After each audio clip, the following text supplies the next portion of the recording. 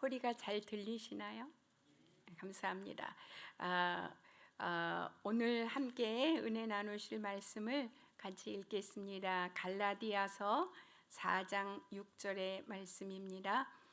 갈라디아서 4장 6절의 말씀 우리 한 목소리로 같이 읽겠습니다. 너희가 아들임으로 하나님이 그 아들의 영을 우리 마음 가운데 보내사 아빠 아버지라 부르게 하셨느니라. 아멘. 아주 짧지만 굉장히 의미가 있는 말씀입니다. 이 말씀 가지고 아버지라 부르라, 이런 제목으로 하나님의 말씀 은혜를 나누고 싶습니다.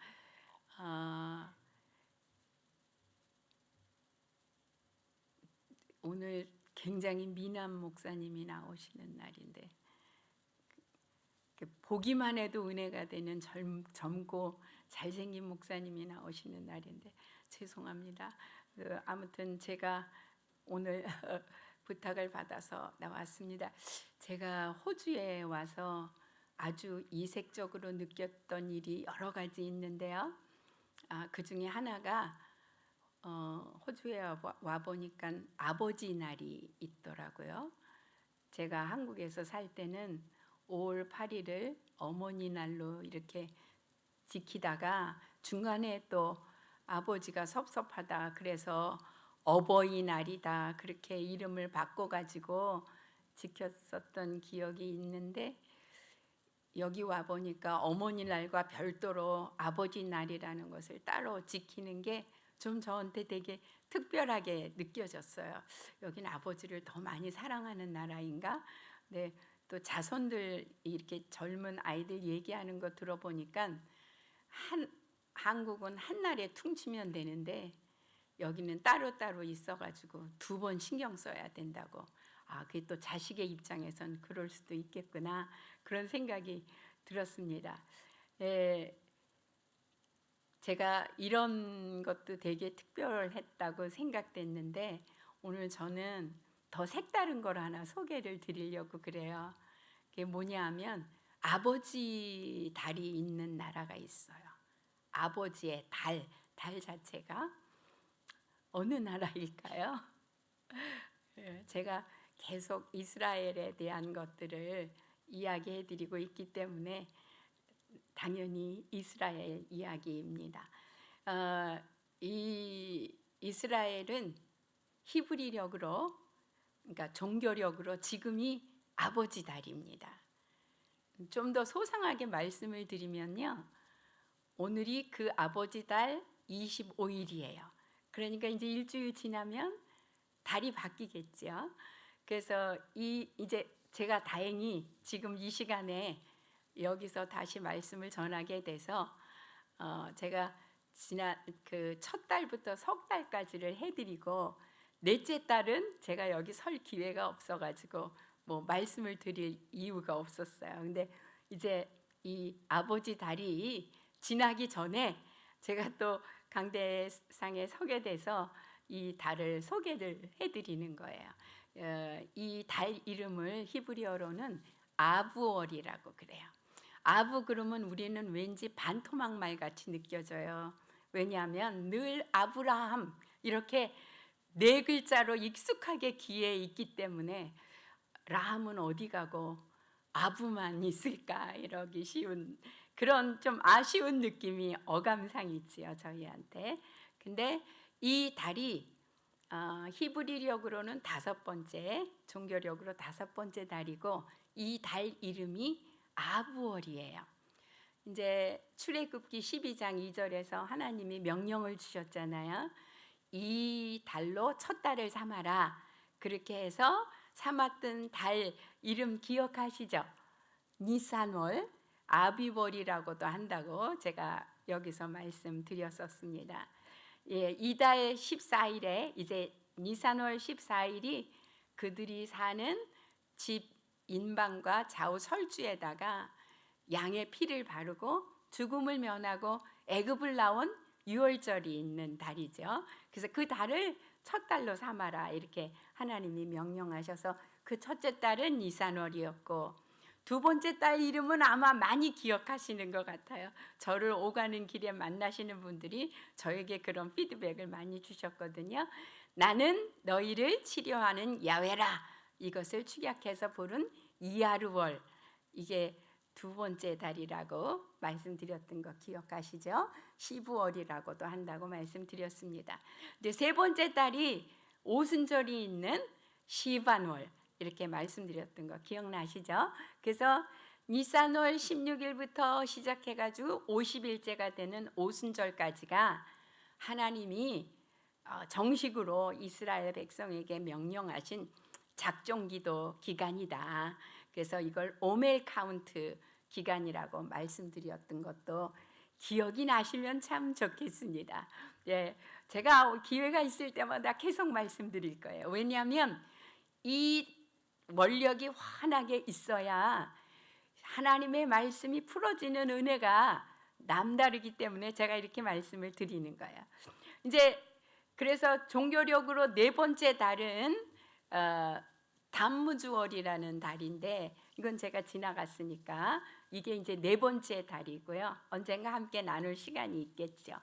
지금은 다섯 번째 달인 아부월입니다. 성경에는 보통 이 달 이름을, 다른 달들은 달 이름을 얘기하면서 하는데 성경에서 이 달은 유독 5월이라는 표현으로 표현합니다. 이게 아버지를 칭하는 달 이름을 그렇게 많이들 표현해서 쓰고 있어요. 그래서 성경에 5월이라고 기록되어 있으면 그게 무슨 월? 아부월이다, 아버지 달이다, 그렇게 아시면 좋을 것 같습니다. 제가 이제 아버지 달 이름이 아부월이라 이렇게 말씀드렸으니까 이제 금방 아셨을 거예요. 아부가 아버지구나, 히브리어로. 제가 오늘 이 말씀을 이제 제목을 그래서 이렇게 붙였어요. 아버지라 부르라. 제가 조금 아까도 말씀드렸는데 성경에 이 아부월에 대해서는 5월이라는 말로 표현을 해요. 그만큼 이스라엘 사람들에겐 하나님과 연관되는 어떤 언어들을 직접적으로 표현하는 걸 되게 꺼려하는 경향이 있습니다. 그런데 제가 오늘 하나님의 말씀을 근거해서 나를 아버지라고 불러, 이런 하나님의 명령을 우리가 좀 제대로 이해했으면 좋겠다, 그런 생각이 들어서 제가 이제 아부월이라 무슨 말씀으로 함께 은혜를 나눌까 생각하다가 아버지 달, 아부월 이야기를 이렇게 시작하면서 오늘 말씀을 드립니다. 히브리어로는요, 아부를 이렇게 써요. 이거 이렇게 보니까 낯익은 글씨가 있으시죠? 여러 번 말씀드리지만 히브리어는 항상 오른쪽에서 왼쪽으로 읽어갑니다. 이 단어의 첫 글자는 이제 다 아실 것 같아요. 눈여겨 보셨으면 지난번 제가 말씀드릴 때 이것을 큰 활자로 보여드렸었으니까, 연결의 천재, 예수님을 상징하는 알파벳 바브가 비스듬히 누워있고, 이 바브를 통해서 하나님의 손인 유드, 위에서 내려오고, 또 예수님을 영접한 사람의 손인 또 다른 유드가 바브에 연결되면 만들어지는 글자다, 그렇게 말씀드렸습니다. 이 글자의 이름은 알레프입니다. 이 알레프는 전능하신 하나님을 상징하는 문자라 알파벳 첫 번째 문자예요. 황소라는 뜻을 가지고 있고 또 우두머리라는 뜻을 갖고 있기도 합니다. 근데 우리가 예수를 구주로 고백하는 순간에 우리 예수 그리스도의 십자가 공로로 우리의 손이 예수님을 통해서, 예수님을 그 십자가의 능력을 통해서 하나님의 능력을 만나버린 손이 우리 되어버렸다, 그렇게 말씀드렸던 거 기억하시죠? 왜냐하면 기쁨이 천지를 창조하시고 심히 좋아하셨던 하나님의 능력이기 때문에 우리도 그 하나님과 하나 되는 순간 하나님의 그 기쁨의 능력을 소유하는 존재가 되었다, 이렇게 말씀드렸습니다. 아멘이시죠? 우리는 기뻐하는 게 쉽지 않습니다. 그러나 하나님 안에서 그 하나님의 기쁨의 능력을 소유하고 누리고 사용하려고 애쓸수록 우리 안에 그런 능력들이 확산된다 말씀을 드렸습니다. 그 뒤에 있는 그 다음 옆에 있는 글씨를 bet라고 읽습니다. 영어의 첫 철자는 A잖아요. 그 다음에 두 번째가 B고요. 히브리 알파벳도 첫 철자가 알레프이고 두 번째가 베트입니다. 그러니까 흐름이 비슷하죠. 그래서 알레프가 숫자로 1, 베트는 숫자로 2입니다. 이 베트는 가만히 보세요. 바브라는 글씨가 3번 연결된 글씨입니다. 그러면 안 잊어버리실 것 같아요. 그죠? 바브가 옆으로 하나, 아래로 하나, 다시 옆으로 하나 이렇게 연결된 글씨예요. 그래서 히브리어는 이 서로 상응되는 관계가 있습니다. 우리 한글에 그라는 한글같이 생겼지요. 이것이 히브리어로 베트입니다. 그 안에 점이 있느냐 없느냐에 따라서 V가 되기도 하고 B가 되기도 하는데, 자, 그거는 참고라 하시고, 이 베트는요 출입하는 곳은 튀어 있고 방이나 벽, 울타리를 연상케 하는 그런 부분이 서로 연결된 집을 형상화한 글자입니다. 그래서 베트의 뜻은 주된 뜻이 집이라는 뜻이에요. 네, 여러분이 잘 아시는 단어 중에 벳엘 이런 단어가 있죠. 벳엘. 그것은 엘이 하나님이니까 벳엘은 하나님의 집 그런 뜻입니다. 또 베들레헴 이런 단어도 우리가 성경에서 자주 들으시고 아시는 말이죠. 레헴이 떡이라는 소리예요. 빵. 그런데 거기 그 앞에 벳이 붙어서 베들레헴이 되면 떡집이 되는 것입니다. 이제 여러분은 베트라는 새로운 히브리 알파벳을 하나 더 알게 되셨어요. 이 히브리 첫 번째 알파벳과 두 번째 알파벳이 만나서 아주 중요한 단어가 하나 이루어지는데 그게 뭐냐? 오늘 말씀드린 아브가 바로 이 단어입니다. 그래서 아까 그 글씨가 아브예요. 이 아브라는 말은 아버지라는 뜻입니다. 근데 이 아브월은 이스라엘 사람들에게 아주 아픈 자욱들이 많이 있는 달입니다.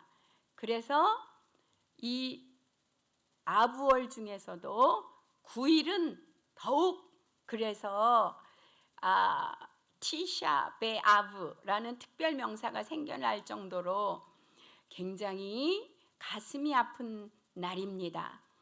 티샤는 숫자 9를 얘기하고요. 베아브는 9월 안에 있는 이런 뜻이라서 이런 특별한 그 명사가 생길 만큼 이스라엘 민족들에게는 민족적으로 당한 아픔이 새겨져 있는 날이 아브월 9일이에요. 자, 어떤 게 그런 거였을까요? 이스라엘 사람들에게 성전은 그들의 삶의 상징이고 국가의 근거였습니다. 그런데 이 예루살렘 성전이 두 차례에 걸쳐서 지어지고 두 차례에 걸쳐서 무너졌는데 공교롭게도 아브월 9일에 무너졌습니다. 그러니까 한 번이 아니고 두 번의 성전을 지었는데 두 성전이 다 아브월 9일에 무너졌습니다. 뿐만 아니라 1920년 이 아브월 9일에 영국 가서 디아스포라로 흩어져 살던 유대인들이 대추방령을 만나가지고 아무것도 들지 못한 채 영국에서 쫓겨나가는 큰 비극을 당했습니다. 그로부터 한 22년 후인 1942년 같은 날에 스페인에 가서 살고 있던 유대인들이 또 아무것도 걸친 거 없이 스페인에서 추방을 당하는 그런 민족적인 아픔을 경험해야 했던 날이 들어있는 달이 아부월이에요. 그래서 이 아부월은 정말 통곡하는 마음으로 이 사람들이 보내는 날이에요. 스가랴서에 보면 5월 금식이라는 단어가 나오는데요. 이제 이 5월 금식이 무엇과 연관되는지 아시겠지요? 이 아부월 9일을 기억하면서 온 백민족이 금식하는 날이 5월 금식이에요. 그래서 이 스가랴서가 특히 마지막 때에 될 일들을 많이 기록해 놓은 책인데, 스가랴서와 요한계시록이 매우 연관성 있게 이어져 있습니다. 그 5월 금식은 그래서 다시는 이렇게 당하지 말아야지, 이런 민족적인 각오를 새롭게 하는 날이기도 합니다. 우리 시편 50편 15절에 보면 환난 날에 나를 부르라, 내가 너를 건지리니 내가 나를 영화롭게 하리로다, 이런 말씀이 있습니다. 참 오랫동안 제가 이해가 잘 안 가는 구절이었어요. 환난 날에 나를 부르라, 그런 것까지 좋습니다. 내가 너를 건질게, 이것도 이해할 수 있습니다. 내가 나를 영화롭게 하리라, 이 말이 무슨 말일까? 오랫동안 저는 궁금했었습니다. 근데 이 아부월 9일에 대한 그 이야기들을 연관해서 성경을 읽어가면서 우리가 하나님을 영화롭게 하는 게 별다른 거에 있는 게 아니라, 여러분 제1성전이 왜 무너졌죠? 하나님의 성전인데 거기서 우상 온갖 잡신을 섬기다가 하나님께 얻어맞았습니다. 하나님은 굉장한 것을 원하시는 게 아니라 하나님을 잊지 않는 것을 원하십니다. 옛날에도 그러셨고 지금도 그러시고 앞으로도 그러실 것입니다. 우리가 하나님을 기억하고 하나님을 사모하고 하나님을 기리고 하나님을 찬송하는 것을 하나님은 제일 좋아하십니다. 그래서 그들이 그 하나님의 성전에 온갖 더러운 것들을 갖다 놓았을 때 하나님은 그 성전을 무너뜨려 버리실 수밖에 없는 그런 일이었다는 거예요. 그러니까 하나님을 부르는 것이 곧 하나님을 영화롭게 하는 일이라는 것입니다. 이것이 어려워서 못할 사람은 아무도 없을 것 같아요. 우리의 마음이 변동 맞아서 어느 날은 하나님 없으면 못 살 것 같다가 어느 날은 없어도 얼마든지 살 것 같은 우리 이 마음이 문제지, 하나님은 아버지를 찾기만 하여도 너무 좋아하시는 분이라는 것을 말씀하고 있습니다.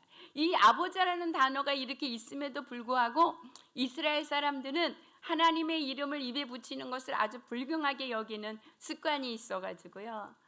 이제 문자가 있지만 대강 이렇게 발음할 거야 라는 추측이 있을 뿐 정확하게 하나님의 이름을 기억하지 못할 만큼, 대강 짐작할 만큼 그 정도로 다 아도나이로 하나님의 이름이 나오는 부분들은 또 대체해서 읽는 이런 습관을 가지고 있어서 안타까운 상황이 되었습니다. 제가 여기서 퀴즈를 하나 드리겠습니다. 예수님이 하나님께 기도하실 때마다 하나님을 부르는 일관된 호칭이 있었는데요. 그게 뭔지 아십니까?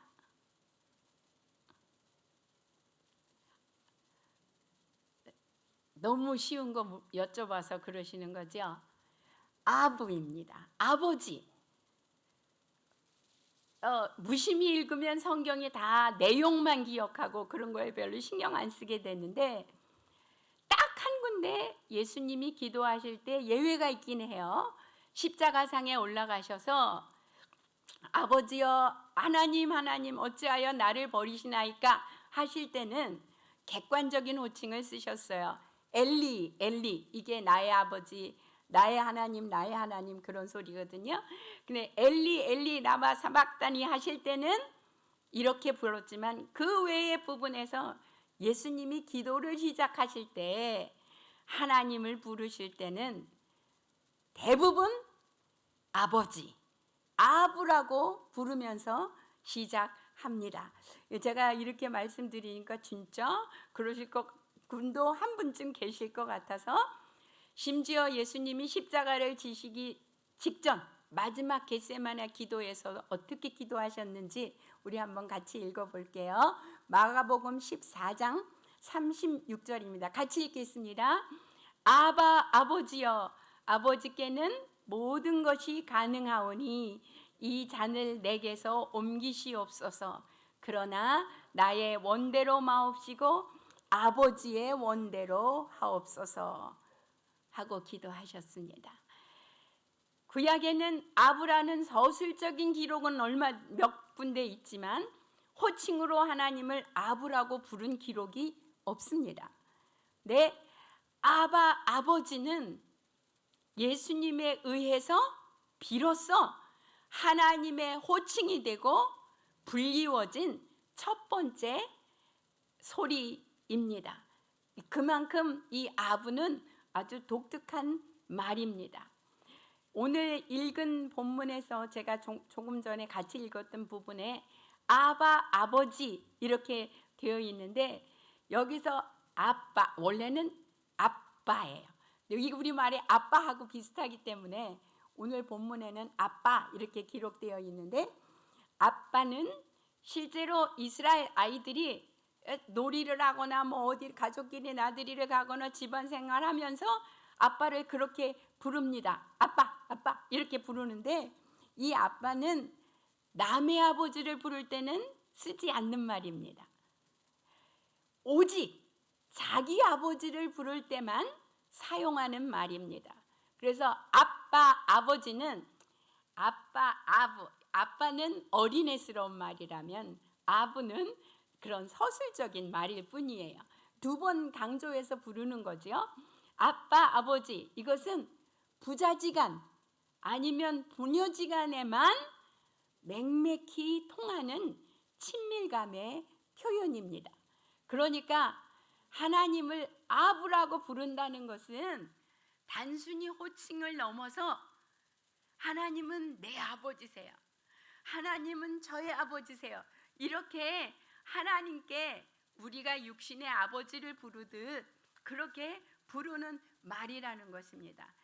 그러니까 이 말, 예수님이 하나님을 아부라고 표현하시면서 비로소 하나님은 예수님으로 인해서 아버지가 되시고, 예수님은 하나님을 아부라 부르면서 아들이 되시는 것입니다. 그러니까 이 아부라는 말은 자녀가 없는 사람에게는 붙여줄 수 없는 말이잖아요. 또 자녀가 없이는 아버지가 될 수 없는 이런 아주 깊은 의미가 있는 단어입니다. 그리고 예수님은요, 이걸로 끝나지 않으셨어요. 자기가 기도할 때 아버지를 하나님을 아버지라고 부를 뿐만 아니라 제자들에게도 하나님을 이제부터 아버지라고 불러 이렇게 가르치셨습니다. 우리가 모든 예배를 할 때마다 수도 없이 외우는 기도문이 있지요. 주기도문.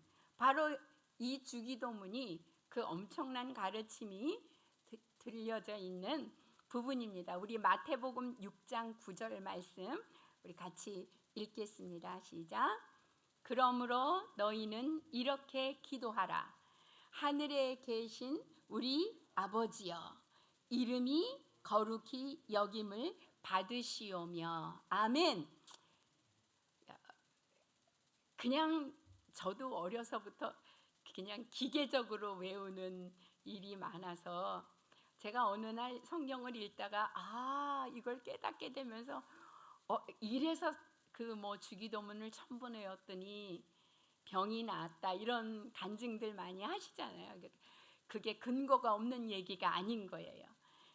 예수님이 이렇게 기도하는 법을 가르쳐 주세요, 이렇게 제자들이 예수님께 말씀드렸을 때 예수님이 가르쳐 주신 기도잖아요. 그래서 우리가 이걸 주기도문이라 하는데, 그러므로 너희는 이렇게 기도해 그러면서 뭐부터 바꿔주셨냐? 호칭부터 바꿔주셨다는 거예요. 너희와 하나님은 이제 내 안에서 아버지와 자녀가 되었기 때문에 이제 하나님은 더 이상 구만리 장천에 계시는 분이 아니고 너의 아버지야, 이렇게 가르쳐 주셨다는 거예요. 아멘이시죠?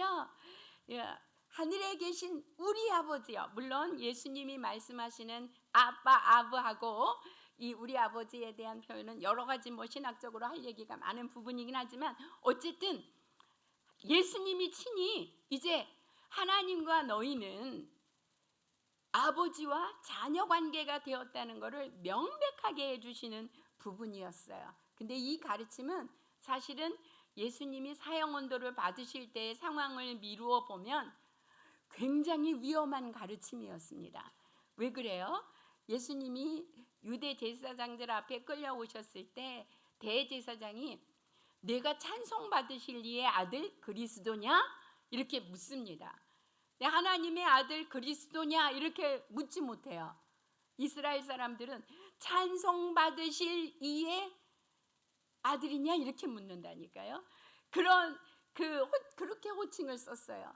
예수님이 그래서 그거에 대해서 내가 그니라 그렇게 대답했더니 대제사장이 막 옷을 찢으며 분개합니다.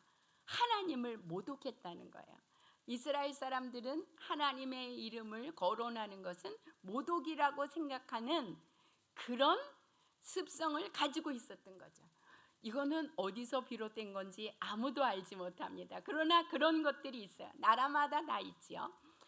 감히 하나님을 아버지라고 했다고 그래서 이 사람은 신성모독이니까 사형시켜야 된다, 이렇게 결론을 내리는 거잖아요. 그러니까 이 호칭이 얼마나 어마어마한 말인지 모르겠어요. 그래서 예수님은 하나님을 자기 아버지라고 한 죄 때문에 신성모독죄로 유대인들의 손에 잡혀 빌라도에게 형벌을 받는 그런 입장이 되어버렸죠. 그들이 보기엔 예수님이 하나님 나라를 말아먹어버릴 패역한 사람으로 보였던 거예요. 자기들의 관습으로 보건대. 그런데 예수님은 그것을 깨신 말씀을 주신 거예요. 지금 이 마태복음의 6장 9절의 말씀은 단순한 이야기가 아니에요. 이제 너희는 그런 구습을 버려야 돼. 하나님은 너희의 입술을 통해 불리워지시기를 얼마나 원하시는지 몰라. 이것을 가르쳐 주신 대목이라는 거죠. 그래서 예수님은 이렇게 기도해 이러면서 구체적인 예로 하늘에 계신 우리 아버지여, 그래서 아버지를 부르며 기도하라고 말씀해 주고 계신 것입니다. 사도 바울은 여기서 한술 더 뜬 게 오늘 제가 본문으로 잡은 말씀이에요. 그런 의미를 생각하면서 한번 오늘 본문 갈라디아서 4장 6절 말씀을 다시 한번 읽어볼게요.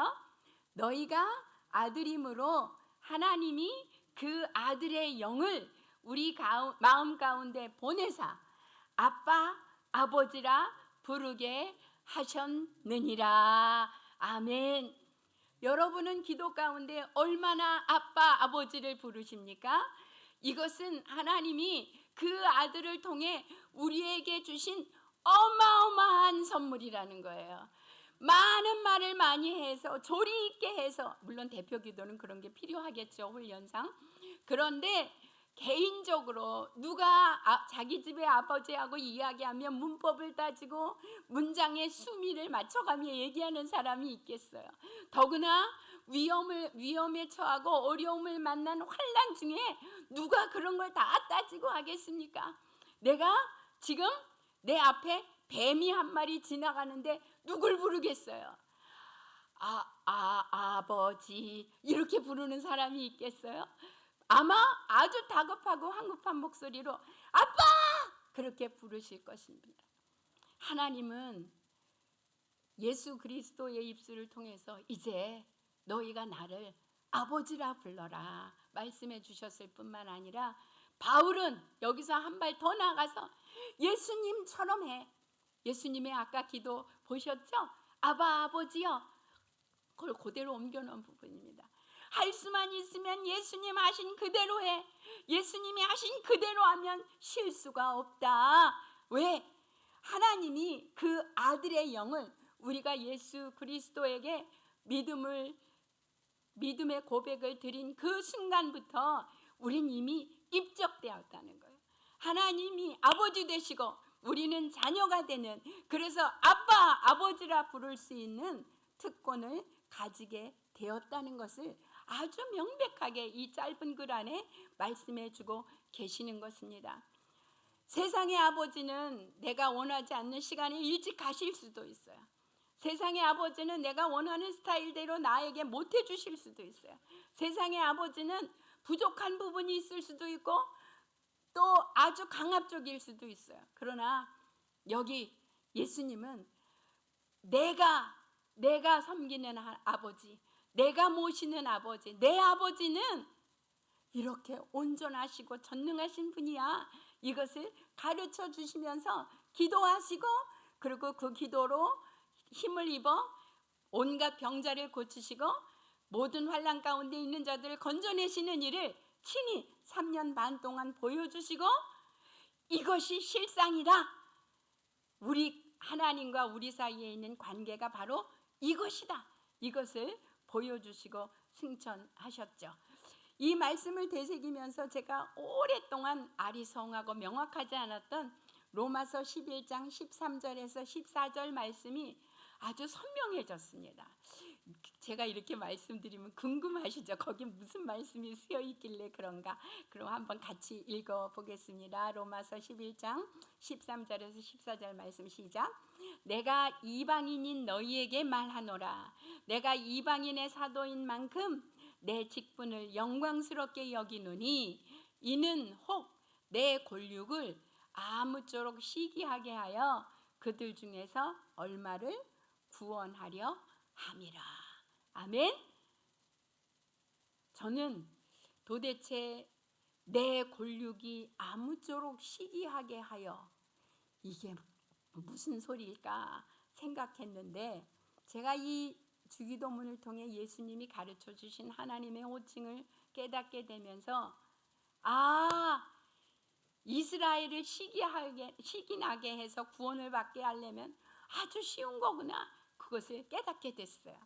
이스라엘이 하나님의 말씀을 맡은 이래 아부는 자기들의 아버지라고 생각했습니다.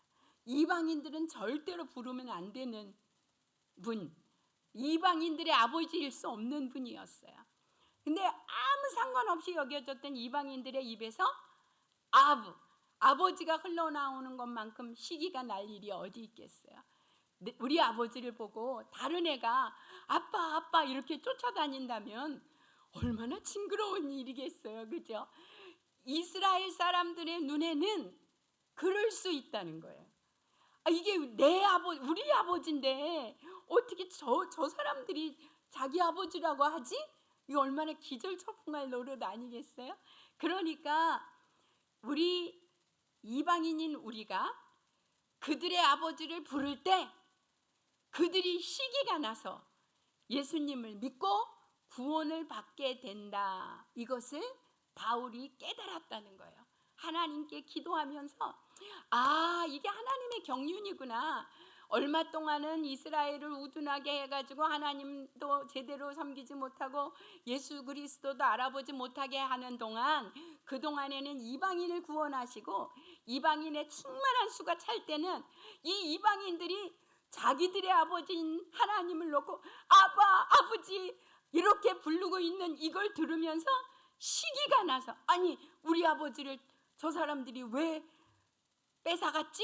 이러면서 시기가 나서 이스라엘 백성들도 드디어 돌아오게 된다는 하나님의 경륜을 바울이 깨닫게 되면서 로마서 11장에 이 얘기를 써놓은 거예요. 그러면 우리가 하나님을 아버지라고 부르는 것은 아주 단순한 일이지만, 우리가 하나님이 우리 아버지야 이런 소리를 들을 때마다 이스라엘 사람들의 마음에선 아니야, 우리 아버지야, 우리 아버지를 찾아야지, 이런 마음이 생겨나서 저들도 마침내 구원을 얻게 되는 것이 하나님의 계획이라는 것을 이야기해주고 있는 것입니다. 여러분, 어려워서 못할 사람은 아무도 없어요. 애들이 제일 태어나서 제일 먼저 하는 말이 아빠, 아빠 아닙니까?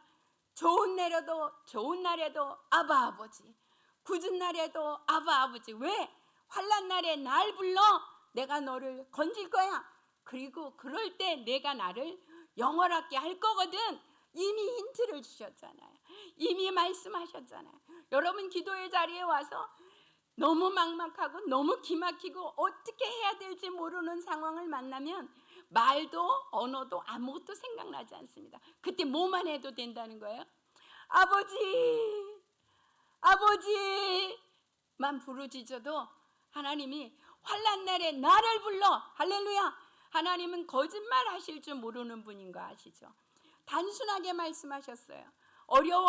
환난 당했어? 네 힘으로 할 수 없는 일이 있어? 날 불러. 할렐루야. 나를 부르라. 내가 너를 건지리니 내가 나를 영화롭게 하리로다. 아멘. 그래서 바울은 오늘 우리에게 이렇게 강력하게 말씀하는 것입니다. 너희가 얻을 만해서가 아니라 너희가 예수 그리스도를 믿음으로 받아들이는 순간, 아멘으로 먹는 순간 너희는 이미 하나님의 아들로 입적되었어. 하나님의 자녀로 입적되었어.